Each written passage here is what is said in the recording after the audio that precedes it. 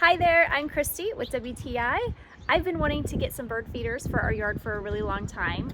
Well, this tube feeder from iBorn has been perfect.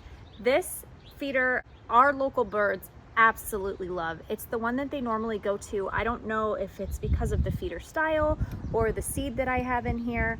I'm currently using safflower seed, but you could use sunflower seeds in these.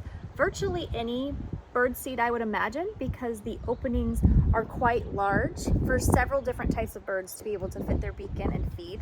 This one has 6 different feeding stations, and this is the bronzed copper. I really like it. I think it's pretty. I also really like how the lid comes off. It's really easy to load with bird seed. I didn't have any issues making a huge mess when I was trying to fill it up. I like that this style has a clear tube, so I can very clearly see how much seed is in here and when I need to refill. So if you're wanting to help take care of the wild birds in your area, this feeder is really going to help you do just that. And that's my point of view.